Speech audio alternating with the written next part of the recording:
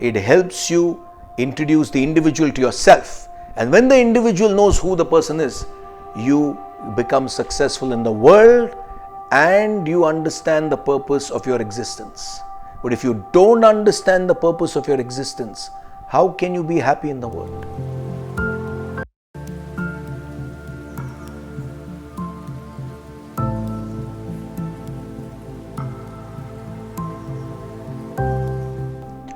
So, what is the real role of education?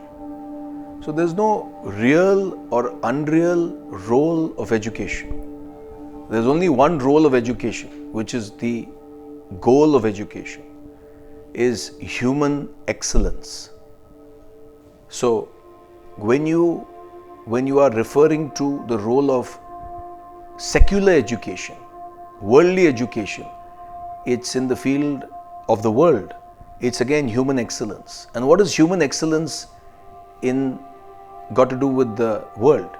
So when the human being gets educated in a particular field, he ought to, or he should, or she should, or one should use the education for the betterment of one's own society, one's own country, extending it to the world. When education used for the betterment of the society, of your country and the world, it becomes beneficial to oneself and the world. That's how human excellence manifests. But when you use the education, so the byproduct of functioning for the society, for the larger cause, for the society, for the world, for your own country, the byproduct is money. Byproduct is name, fame. So what if you are running after money, if you are running after name, fame, using your education, you will never get it. You may get it with all different means, but you will lack that human excellence. But when you want to uphold human excellence, you use your education only to better the world. So that is the role of worldly education. Now, what is the role of spiritual education? What does Vedanta say? So Vedanta is a philosophy which introduces yourself to yourself. Vedanta is a philosophy which teaches you how to understand who you are, who the individual is. Unless you know who you are, how can you maintain peace with your home and the world? You are lost. It's like a traveler lost in the desert. He doesn't even know where the oasis is. So Vedantic education again gets you human excellence beyond this world. So worldly education gets you excellence, probably will get you excellence if you act in the proper way in the world. But nobody excels in the world. You excel in terms of name, fame, but ultimately you are agitated, you are repressed, you are frustrated. But Vedantic knowledge, it has two factors. It helps you introduce the individual to yourself. And when the individual knows who the person is, you become successful in the world and you understand the purpose of your existence. But if you don't understand the purpose of your existence, how can you be happy in the world? So, whether it is the worldly education or Vedantic education, the purpose is human excellence. But in Vedantic education, in the spiritual education, any spiritual education, see, religion has got two aspects. One is the ritualistic part, one is the philosophy, the other is the philosophy. So the rituals part can continue the way it wants, because there are section of people who can relate to rituals.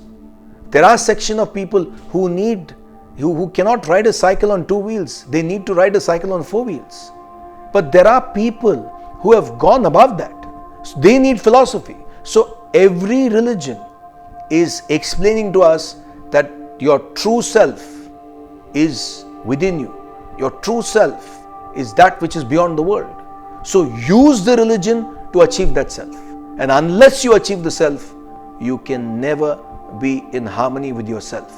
And unless you are in a harmony with yourself, you can never be happy with the world.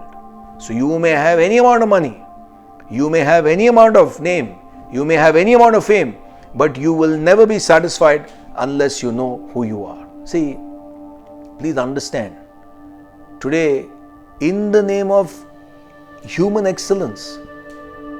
PhDs in chemistry, PhD in physics, they are using bombs to destroy people. It's how you use your education. PhDs in finance are getting the Wall Street to crash, are getting the Sensex to crash, are getting the stock markets all over to crash. They don't care. The greed is going to such alarming levels that they don't care. Their greed, what a ripple effect it can have on others. What was the crash in 2008? What an effect it created on people who cannot afford.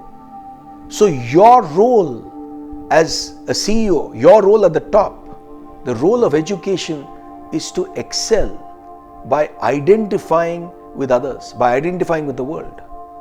So you can go to the top of, someone asked me this question, how to remain at the top? You can remain at the top only when you think of others who are below you.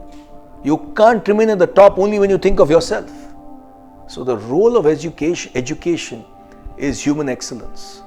In the world, you achieve human excellence by service and sacrifice, by encompassing your love, by encompassing all others, even animals, birds, fishes in the sea, birds on the sky, animals on the ground.